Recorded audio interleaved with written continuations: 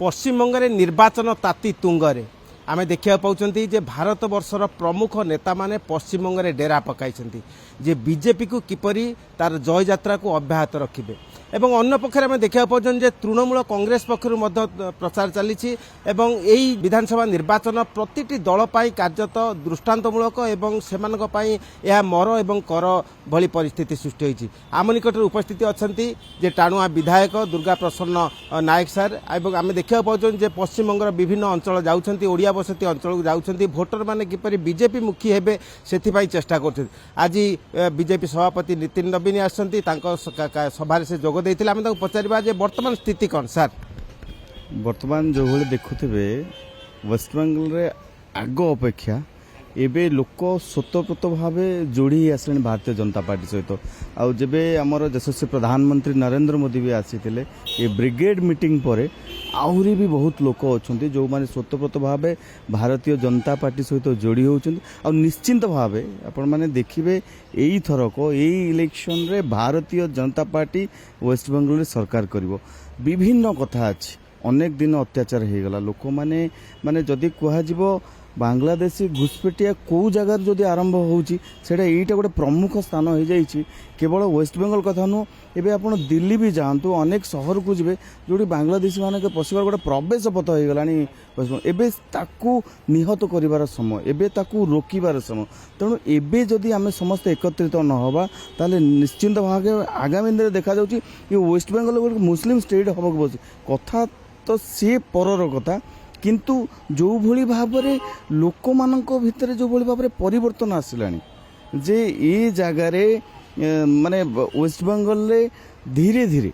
से माने बुझी गलेनी जे आमको भुआ बोला होतला जेतेबेले इलेक्शन टाइम आसी सेतेबेले विभिन्न प्रकार कथा प्रलोभन दिया जाउची जे युवक मानकु चाकरी दिया जिवो सेतेबेले कहा जाउची जे महिला मानकर जो भत्ता भलिया तांको आउ टिके अधिक पैसा दिजो किंतु एते दिन दीर्घ समय धरी गोटे स्थायी सरकार को एठी अहेतुक अनुकंपा देइथिले वेस्ट बेंगल बासी किंतु से समस्त कथा ममता सरकार करी नाही। तेणु आज कौन वार्ता देले केंद्र सभापति आज आसीथिले एई कथा कहिकिर जाइछन्ती एबे लोक परिवर्तन मुआ हिसालेनी समस्त कर्मी मानक यही आह्वान दि जाइए जे तुम्हें माने आगुरी परिश्रम करूथिलो लोक मानक पछरे जाइकरी कथा होतलो किंतु एबे लोक परिवर्तन करबा आसलानी एबे संगठित होइकरी कार्य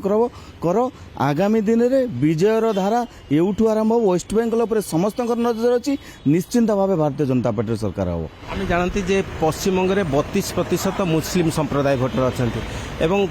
तृणमूल कांग्रेस महिला मानक विभिन्न प्रकार प्रोत्साहन देइछि एवं महिला माने मध्य तृणमूल मुख्य होछन एई स्थिति रे बीजेपी रो कोन लक्ष्य ओडिशा कथा कहबी आमे करिछु जोडा सुभद्रा योजना गोटे जेमिति आपण देखिबे ओडिशा रे एमिति हिची माने पूरा देश को वार्ता देला भलिया सेही भली भाबरे मध्य महिला मानको एठी विभिन्न कथा कुआ जाइछि किंतु महिला को सेही भली भाबरे प्राधान्य दिया जाय नै। एई थरक भारतीय जनता पार्टी मध्य तार मैनिफेस्टो रे महिला मानक पई अनेक कथा आनिकरी आछि जहा आगामी दिन रे आपण माने देखिबे आ सेही मां माने हेबे आगामी दिन रे परिवर्तनर सूत्रधार। 294 आसन पश्चिमबंग बीजेपी केते आसन रे जितबे कारण आपण विभिन्न अंचल जाउचंदी लोकन सहित मिसुचंदी देखंतु एथर आमे सरकार निश्चिंत भावे करू अधारू अधिक सीट कथा नहीं जो कथा कुआ जाउची आजिरो आकलन जहा कहूची मिनिमम आमे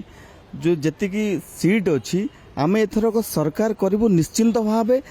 180 रु अधिक सीट तो एठू जहाँ भी हेला आमे जितुछु। आमे सुनिले जे विधायक श्री नायकंक ठारू से दृढ़ोक्ति प्रकाश करछंती जे पश्चिमबंग रे 180 रु ऊर्ध्व आसन